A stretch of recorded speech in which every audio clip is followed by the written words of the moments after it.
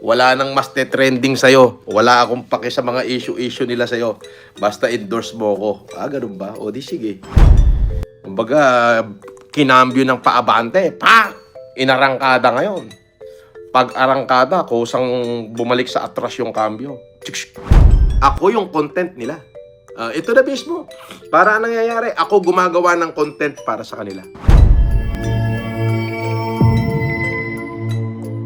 Hi everyone! Si Norman Inidoro ay tila sumasaya na naman. Ito ay dahil napili siyang endorser ng isang birth control product. Sa video na ito ay panoorin natin ang saya sa mukha ni Norman Inidoro. Panoorin natin ang video na ito. Nagumpisa ang video sa kasiyahan ni Norman Inidoro at kinuha siyang endorser. Mag-i-endorse tayo. Akalain mo may kumuhang endorser sa akin ulit.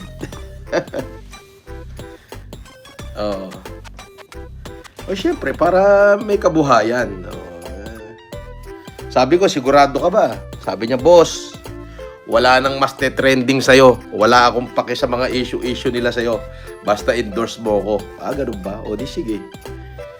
Ayon kay Norman Inidoro, ay meron siyang ibabalita na talagang tatayo ang balahibo ng kanyang mga supporters. Syempre, may babalita ako. At syempre, sa balitang ito, nakaabang lahat.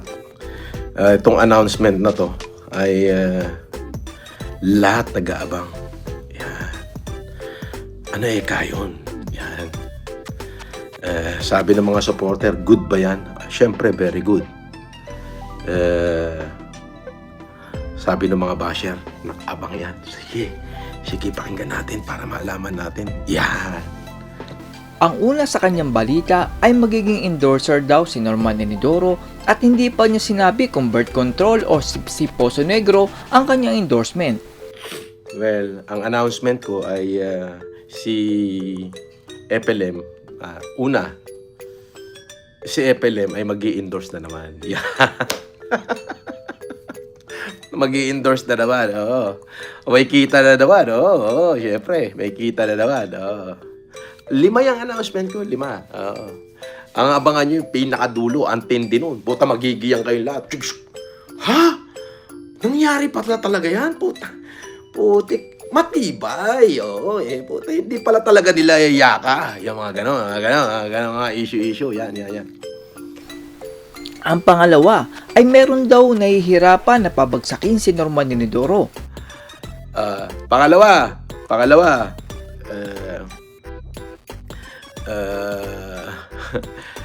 merong mukhang tanga.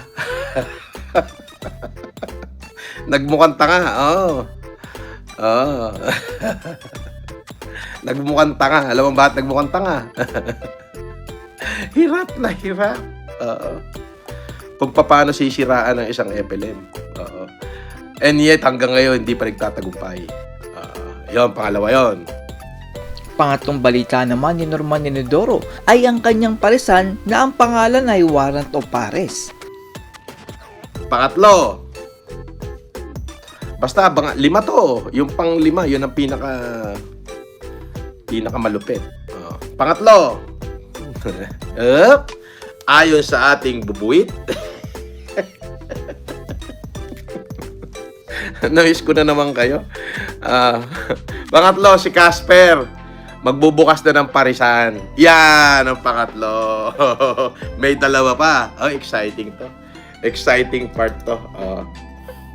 Ayaw pang sabihin ni Norman Inidoro ang balita at para daw itong sasakyan na bumubulusok pa atras. New look ba? Okay. Kasi ganito yan. Itong dalawang balita ko, nakakasiyak talaga. Na sa kabila ng putik. Alam mo yung biglang na-reverse? Kumbaga, kinambyo ng paabante. Inarangkada ngayon. Pag arangkada, kusang bumalik sa atras yung kambyo. So, paatras yung takbo. Hindi pa sulong. Hindi pa sinabi ni Norman Inidoro ang matindi niyang balita at naka-screen record daw ang mga vlogger sa kanya. Naka-screen record na to. Ano to eh? Screen record na to buong buo. Nakabantay sila sa bawat live natin. Kasi dito sila kumukuha sa live ko ng kabuhayan nila. Livelihood kasi nila yan. Ito yung pinaka-livelihood nila, yung aking live.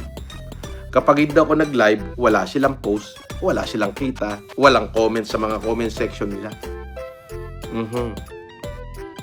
So sa madalit sabi, tayo yung pinagkikitaan nila. Totoo naman. Diba? Tapos mga nanggagalaiti yan pag nakita may mga nagpapalipad dito. Nambubudol daw ako. Pabudol nga! Dagdag pa ni Norman Inidoro na hinihintay ng mga vlogger na siya ay madulas sa kanyang salita at siya ay mapahamak. So alam ko na, the moment na binuksan ko to, naka-screen record na agad tayo. Lahat na sasabihin natin yan, kahit na sabihin natin pa-joke yan, black, naka-screen record na yan. Una,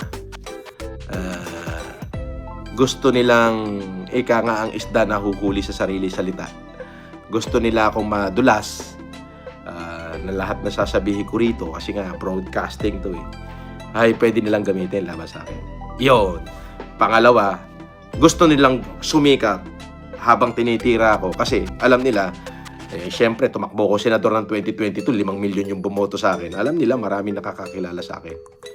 Tawang-tawa naman ako dito kasi siya lang daw ang content ng mga vlogger at kapag wala daw siyang post, ay wala daw post ang mga vlogger. Pangatlo, livelihood nila yan.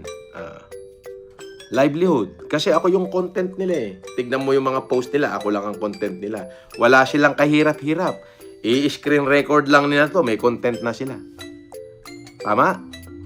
Screen record mo lang to sinasabi ko, may content na sila. Ako yung content nila. Ito na mismo. Para nangyayari, ako gumagawa ng content para sa kanila.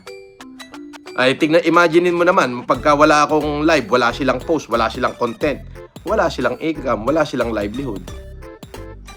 Di ba? Ayun. So, ako yung pinaka-content nila. Nauunawaan na natin yung mga ganung bagay. Binitin pa ni Norman Inidoro ang kanyang sasabihin at mamaya na lang daw sa susunod na live ang kanyang matinding balita. Siyempre, mamaya ako na itutuloy yung aking ibabalita. Sabihin ko ba? Sabihin ko ba ibabalita ko? Iiyak kapag sinabi ko ibabalita ako. At saka kapag kasi sinabi ko, malalaman na nila yung galaw ko. Ayoko nang ganon.